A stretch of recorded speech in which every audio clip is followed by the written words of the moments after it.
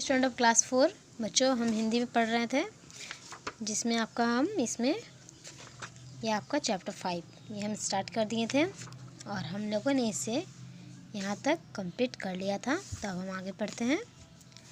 जब सफ़ेद गाय ने काली गाय का बहता हुआ खून देखा तो उसे बहुत सदमा पहुँचा। क्या हुआ?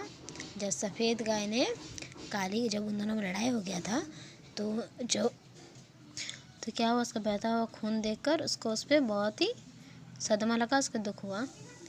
उसने देखा कि काली गाय के खून का रंग भी उतना ही लाल था जितना उसका अपना। उसने क्या देखा कि उस काली गाय का खून भी उतना ही लाल था जितना कि उसका था। इससे उसे अपने घावों की अपेक्षा अधिक पीड़ा महसूस होने लगी और इसे देख उसको अधिक पीड़ा होने लगा। अगले दिन दूध दुहाने के समय सफ़ेद गाय को फिर सदमा पहुंचा जब उसने देखा कि काली गाय का दूध भी उतना ही सफ़ेद था जितना कि उसका अपना। एक दिन नगर से एक ग्राहक गाय, बैल, बकरी आदि जानवर खरीदने आया। क्या एक दिन कोई दूसरे नगर से आए वो लोग, क्या गाय, बैल, बकरी और उसके अलावा और भी बहुत से जानवर खरीदने के लिए आए थे। किसान दोनों गायों की पिछले दिनों वाली लड़ाई से बहुत चिढ़ा हुआ था। क्या था? किसान उन दोनों के जो बीच में लड़ाई हो गई थी उसके कारण वो किसान बहुत ही दुखी था, चिढ़ा हुआ था गुस्से में। उसने ग्राहक से कहा, मेरी गायें क्लेशकारी बनती जा रही है, तुम उनमें से एक को ले जाओ ताकि दूसरे के पास लड़ने का कारण ही शेष ना रहे। क्या कहा? उस जो नगर से आए थे उस आदमी से कहा कि आप इन दोनों में से कोई एक गाय को ले जाइए। अगर ये आस पास रहेंगे तो ये काफ़ी लड़ाई करेंगे और अगर इन दोनों में से आप अगर एक को ले जाते हैं तो फिर इन दोनों के पास लड़ाई करने के लिए कोई नहीं रहेगा। तुम कौन सी गाय लोगे, काली या सफ़ेद? उसने उस नगर के आदमी से पूछा कि आप कौन सी गाय लेना पसंद करेंगे, काली गाय या फिर सफ़ेद गाय? व्यापारी ने उत्तर दिया, रंगों में अंतर के कारण से मेरे यहाँ कीमत में कोई वृद्धि नहीं होती। क्या क्या कि रंगों में परिवर्तन से मेरे यहाँ कीमत में हम कोई भी ज़्यादा या फिर कम नहीं करेंगे। सफ़ेद गाय यह सुनकर और भी स्तब्ध रह गई और सफ़ेद गाय को क्या हुआ, ये बातें सुनकर और भी ज़्यादा उसको स्तंभ लगने लगा और भी वो अपने आप को पीड़ा महसूस करने लगी। उसे अपने रंग रूप पर जो अभिमान था वह चकनाचूर हो गया और उसे अपने सफ़ेद होने पर जो अभिमान था, जो गुरूर था, वो क्या हो गया, अब ख़त्म हो गया था। वह समझ गई कि ना खून में, ना ही दूध में और ना ही रंग में कहीं भी वह काली गाय की अपेक्षा बढ़िया सिद्ध नहीं हुई। क्या कहा कि उसके चाहे सिर्फ सफ़ेद रंग ही थे लेकिन वो और सब में काली गाय से श्रेष्ठ नहीं थी। व्यापारी उसकी बेहतर सफ़ेद चमड़ी के प्रति कोई विशेष ध्यान देता हुआ प्रतीत नहीं हो रहा था। और जो व्यापारी था जो उस खरीदने आया था वो ऐसा नहीं था कि वो सफ़ेद गाय को देखकर उस पर प्रलोभित हो गया कि हम इसी को लेंगे और काली गाय को नहीं लेंगे। वैसा उसके ऊपर कोई भी प्रतिभाव नहीं दिखा। झील के दर्पण ने उसकी काली साथिन और स्वयं के बीच अंतर स्पष्ट कर दिया था, लेकिन अब एक दूसरे से अलग होने का समय आया तो उसे दोनों में समानता दिख रही थी।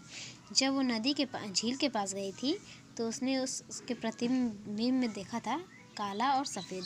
उसने अपने आप में अंतर महसूस किया था, लेकिन अब क्या हुआ, अब उसको अंतर नहीं लगने लगा और वो अब समान ही उसको दिख रहा था। वही खून, वही दूध और अंत में वही एक जैसी मौत। उसे इस बात का भय भी सता रहा था कि ग्राहक उसे कैसे रखेगा। क्या था? उसको डर था कि हम दोनों तो एक ही हैं, लेकिन अगर हम कहीं चले जाते हैं इस आदमी के साथ, इस व्यापारी ने अगर हमें ले गया तो वो हमको कैसे रखेंगे, इस बात से वो बहुत ज़्यादा ही चिंतित हो गई थी।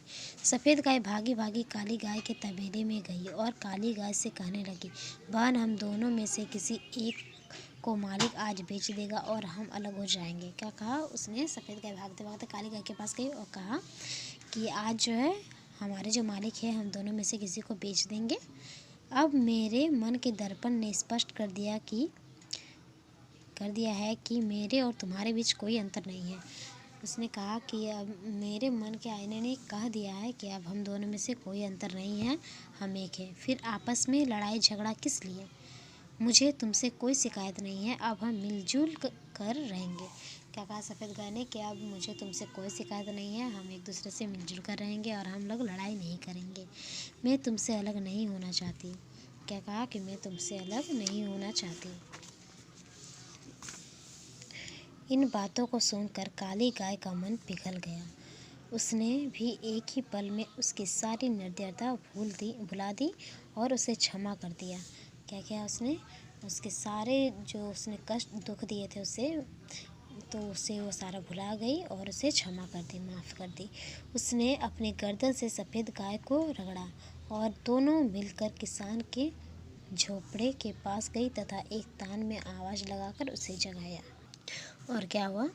वो दोनों जो है आपस में थोड़ा प्रेम से रहने लगी और उसने आवाज़ लगाई।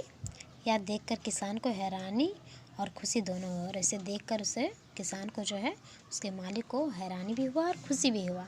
उसने उन्हें अपने समीप लाते हुए प्यार से कहा, मैं तुम दोनों को बेचने नहीं जा रहा हूँ। क्या कहा उसने? कि मैं तुम दोनों को नहीं बेचूंगा, मैं बेचने नहीं जा रहा हूँ। तो स्टूडेंट, आप लोगों को ये चैप्टर समझ में आ गया है कि हम लोगों को आपस में जो है लड़ाई नहीं करना चाहिए, मिलजुल कर रहना चाहिए।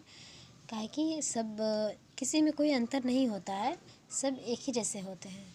वो आपकी गलती होती है कि आप अपने आप को दूसरों से श्रेष्ठ समझने लगते हो। ओके, तो इंसान को जो है कभी खुद पे ज़्यादा गुरूर नहीं करना चाहिए, सबसे मिलजुल कर रहना चाहिए। ओके स्टूडेंट, तो आप क्या कीजिएगा, आप इस चैप्टर को घर में खुद से भी पढ़ने की कोशिश कीजिएगा। आज के लिए बस इतना ही स्टूडेंट, अब हम नेक्स्ट वीडियो में मिलेंगे। ओके, तब तक के लिए बाय बाय।